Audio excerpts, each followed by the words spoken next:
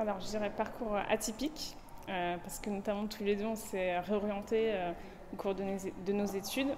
Donc, moi, j'ai commencé par une licence en information communication, et ensuite, je me suis réorientée en cinéma. Donc, voilà.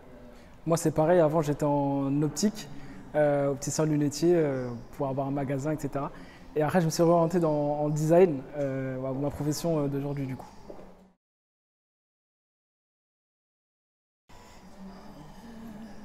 Bah, en vrai, les baskets dans un musée, en fait, ça semble, on va dire, c'est normal que ça devienne un objet qui est exposé au musée, vu la valeur que ça prend, et aussi le travail de design qui est fait sur des chaussures.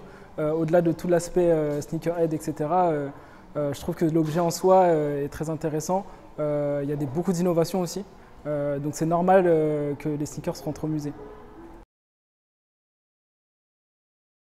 Bah, on est danseur On est hip-hop danseur hip-hop. depuis Ouais. une dizaine d'années, donc on a cette relation avec cette culture depuis un moment et qui nous tient vraiment à cœur et qu'on aime vraiment. Ce qui est bien, c'est que c'est global en fait. Le hip-hop, t'as la danse, t'as DJing, t'as les vêtements, c'est vraiment un univers qui est complet.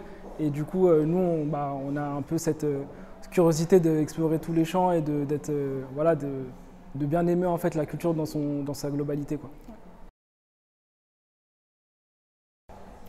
Bah, le hip-hop, c'est un peu, on va dire, ça pourrait être une des bases de la sneakers parce qu'il a vraiment une influence sur sa popularisation et le fait qu'elle soit portée par tout le monde aujourd'hui. Je pense que les danseurs, ils ont vraiment apporté cette touche assez originale et qui a vraiment influencé les gens. Bah, moi, je dirais la Converse, qui est super confortable et qui tient bien aux chevilles. Et même pour danser, je pense qu'il y a pas mal de danseurs qui aiment mettre la Converse au pied. Moi, je dirais la Fly Tracer de Nike parce que c'est une chaussure. J'ai travaillé avec en fait, bref, longue histoire, mais elle est très confortable, très légère et en termes de forme, elle est super simple. Et c'était l'une aussi des premières chaussures utilisant le tricotage numérique.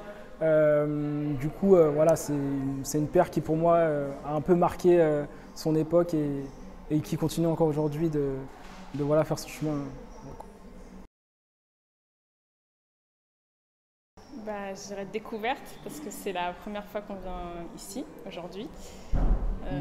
Moi, je dirais surprise aussi parce que on est quand même dans une ancienne prison, du coup assez inédit, on va dire par rapport aux musées, aux autres musées Ouais. qu'on a pu faire en fait. Ouais. Ouais,